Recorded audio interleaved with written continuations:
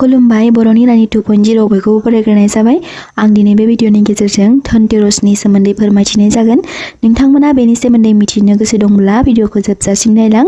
आं बे भिडिअखौ मानो लाबोनाय जादों होनबा सासे आगैया कमेन्टआव धनतेरसनि भिडिअ लाबो होनना बुंनायलाय आं बे भिडिअखौ लाबोनाय जाबाय। थारैनो जों गोबां सुबुंफोरा बेनि सोमोन्दै मिन्थि मोनस्लाबा, बेखायनो जाय बिथांमोना धनतेरसनि सोमोन्दै जेबो मिन्थिया बिथांमोना भिडिअखौ गोसो होना खोनासंलांबानो जाबाय। कार्तिक मासनि कृष्ण पक्षनि त्रयोदशी तिथि यानि 18 अक्ट'बरनि 12:18 जागायना 19 अक्ट'बरनि बेलासिनि 1:51 जोबहैनाय बै समखौनो धनतेरस होनना बुंनाय जायो। बै तिथियाव जों मा मुवा बेसादखौ जोंनि न'आव बायनानै लाबोनांगौ आरो मा बेसादखौ लाबोनाङा आं बे भिडिअनि गेजेरजों नोंथांमोननो फोरमायलांनो नाजागोन। बेनि गेजेराव नोंथांमोना सोरबाफोर बर'नि रानि 2.0 आव दिनैसो गोदानै फैसंदोंब्ला भिडिअखौ लाइक आरो चेनेलखौ साबस्क्राइब खालामबानो जाबाय आरो बेजों लोगोसे कमेन्टआव जै आइ बिमा माइनाव लिरनो दाबाव। बै धनतेरसनि दिनखालि समुद्र मोनथोनदाव धनवंतरि वेदआ अमृतनि दैहु लाना लैथो गेजेरनिफ्राय नुजाथिदोंमोन। बेखायनो बै दिनखालि मुवा बेसाद बायनायनि नियम खान्थिखौ गोबां सुबुंफोरा मानिबोदों। मानिनाय दं धनतेरसनि दिनखालि मुवा बेसादखौ बायोब्ला नखरनि धोन सम्पथिया बृद्धि बारायो। बै दिनखालि मुवा बेसादखौ बायनायजों लोगोसे जेब्ला खायसे खामानिफोरखौ खालामगोन। फै दानिया मोनथिना लानि धनतेरसनि दिनखालि मा मुवा बेसादखौ बायोब्ला मोजां फिथाइखौ मोनफुंनो हानाय जागोन। गिबि महरै कुबेर यन्त्र आरो महालक्ष्मी यन्त्र। बुंनाय जायोदि धनतेरस खालि धनवंतरि वेदनि अननाय मोननो थाखाय कुबेर यन्त्र आरो महालक्ष्मी यन्त्रखौ बायनो नांगौ। बेबादि खामानिखौ मावोब्ला जिउआव सुख सान्तिजों लोगोसे जिउआव जौगासारनाय नुजाथिनाय जायो। महालक्ष्मी यन्त्रखौ न'नि इन्जुर एबा दखाननि इन्जुरफोराव सिथाबना दोनोब्ला मोजां होनना बुंनाय जायो। नैथि महरै गणेश आरो लक्ष्मीनि मुर्ति। धनतेरसनि दिनाव गणेश आरो लक्ष्मीनि मुर्तिखौ न'आव लाबोनाया जोबोर मोजां। दिवालीनि सिगां धनतेरसआव गणेश आरो लक्ष्मीखौ न'आव लाबोनाया जोबोर मोजां होनना बुंनाय जायो। जों जेब्ला दिवालीनि दिनाव जायखिजाया इसोरनि महरखौ फुजा खालामगोन अब्ला फामे बिबारनि माला यानि रुद्राक्षनि मालाखौ बाहायो।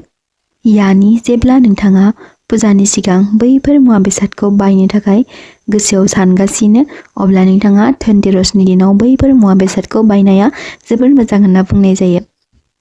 थामथियाव धनतेरसनि दिनाव सना आसान यानि सनानि एबा रुफानि मुवा बेसादखौ बायनाया जोबोर मोजां होनना बुंनाय जायो। बेनि अनगायैबो चांदीनि बर्तन एबा मुवा बेसादफोरखौ बायनायाबो मोजां। धनतेरसआव बायनाय सना रुफा आरो आसानफोरखौ दिवालीनि दिनाव गणेश आरो लक्ष्मीनि फुजा खालामनाय समाव बैफोर मुवाफोरखौ बावनो नांगौ। बेबायदि खालामनायजों बिमा लक्ष्मीया जोबोर गोजोनो होनना बुंनाय जायो। जेब्ला नोंथांमोना सना चांदी बैफोरखौ बायनो हास्लाबा अब्ला पितलनि बर्तनफोरखौबो बायनो हायो होनना बुंनाय जायो आरो जेब्ला बेखौ बायनो हाया अब्ला हाजों बानायनाय आलारि बाथि, हानि दो एबा हाजों बानायनाय जायखिजाया मुवा बेसादखौ बायनो हायो। जेब्ला नों धनतेरसनि दिनखालि बाजाराव बायनानै लाबोनायनि उनाव बै बर्तनफोरजों लोगोसे बिस्कुट पेकेट एबा बायदिसिना फिसा मुवा बेसादखौ बे जायखिजाया खान्था बाल्थिं एबा जियानो जा बेनि सिङाव जेबो सोआलासिनो खालि लाबोनो नाङा। नोंथांमोना खालि बे बर्तनफोराव मायबा मोनसे मैगं थाइगं एबा मुवा बेसादखौ सोनानै लाबोबानो जाबाय। ब्रैथियाव जेब्ला नों नोंनि राशिनि जरियै धनतेरसनि दिनाव मायबा मोनसे धातुखौ बायनो सानदोंब्ला धनतेरसनि दिनखालि बायोब्ला जोबोर मोजां। बाथियाव बै दिनखालि दुन्दियानि बेगरखौ बायनायाबो धोन बारायनायनि बिथिङाव मोजां फिथाइ होयो होनना बुंनाय जायो। गणेश लक्ष्मीनि फुजानि समाव दुन्दियानि बेगरखौ बावोब्लाबो जोबोर मोजां। दथियाव बेजों लोगोसे धनतेरसनि दिनखालि संख्रि बायना लाबोनायाबो जोबोर मोजां। स्निथियाव धनतेरसनि दिनाव जारु बायनाया गुबै। मानोना जारुआ बिमा लक्ष्मीनि महर, बेनिखायनो बै दिनखालि जारु बायनानै लाबोनाया बिमा लक्ष्मीया न'आव फैनाय होनना बुंनाय जायो। नाथाय जेब्ला जों जारुखौ बायगोन अब्ला खम एबा मोनसे मोननैल' जारुखौ बायनो नाङा। जों जेब्ला जारुखौ बायो अब्ला मोनथाम एबा गंथाम बायनानै लाबोनांगौ। मानोना हासिब एबा जादुजोंसो जोंनि नखरनि मैलाफोरा जानगार जायो आरो जोंनि न' दुवारखौ समायना नुखाङो। बेनि अनगायै जेब्ला नोंथांमोना गणेश एबा लक्ष्मीनि फुजाखौ दिवालीनि दिनाव खालामगोन अब्ला बै हासिब एबा जारुखौ होफायोब्ला मोजां जायो होनना बुंनाय जायो। नोंथाङा जुदि बेखौ खालामनो हाया अब्लाबो जेबो नङा, खालामथारनांगौ बेबो नङा, नाथाय नोंथाङा नखराव सुख सान्ति आरो सुखु गोजोनखौ हास्थायोब्ला धनतेरसनि बैफोर नियम खान्थिखौ खालामनो हायोब्ला मोजां। फै लोगोफोर, दानिया मोनथिना लानि धनतेरसनि दिनाव मा मा मुवा बेसादखौ बायोब्ला जोंनि भाग्यआ सौभाग्यआव सोलायलाङो आरो जों बै दिनखालि मा मा मुवा बेसादखौ बायनो नाङा।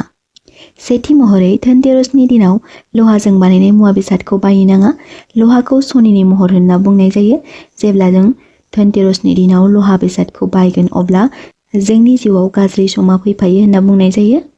नाथाय खायसेफोरा धनतेरसआवबो गोदान गारि गुराफोरखौ बायनाय नुनो मोनो। जुदि नोंथांमोना बे मुवाफोरखौ धनतेरसनि दिनाव लाबोनो सानोब्ला नोंथाङा बे गारिनि फैसाखौ पेमेन्ट खालामखाबानो जाबाय। मानोना गोदान गारिखौ राहुकाल समाव बायनो नाङा होनना मिथिनो मोननाय जायो। बेजों लोगोसे स्टिलनि खांसि खुरै एबा बर्तनफोर। धनतेरस एबा दिवालीनि दिनाव स्टिलनि मुवा बेसादखौ न'आव बायनानै लाबोनो नाङा। मानोना स्टिलाबो लहानि मोनसे महर। स्टिल आरो लहानि अनगायै ग्लासनि मुवा बेसादखौ बायनायाबो गाज्रि होनना बुंनाय जायो। बेजों लोगोसे नोंथांमोना बयबो मिथिखायो फुजानि समाव गोसोम सिखौ बाहायनो नाङा होनना। मानोना गोसोम गाबनि सिखौ धार्मिक ग्रन्थआव बोखारनाय जादों। बेखायनो धनतेरसनि दिनाव गोसोम गाबनि सि जोमखौ गाननो नाङा आरो बायनानै लाबोनो नाङा। बै दिनखालि नोंथाङा सि बायनानै लाबोनो गोसोब्लाबो गोजा आरो गुफुर गाबनि सिखौ बायनानै लाबोयोब्ला मोजां जागोन। धनतेरसनि दिन एबा दिवालीनि दिनाव नोंथाङा सोरनोबा गिफ्ट महरै मुवा बेसाद होनो सानदोंब्ला धनतेरसनि सिगां नोंथाङा बै मुवा बेसादफोरखौ बायनानै दोनखा।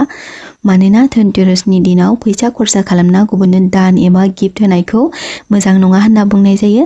बेजों लोगोसे जों बै दिनखालि रिफाइन आरो थाव घिफोरखौबो बायनो नाङा होनना बुंनाय जायो।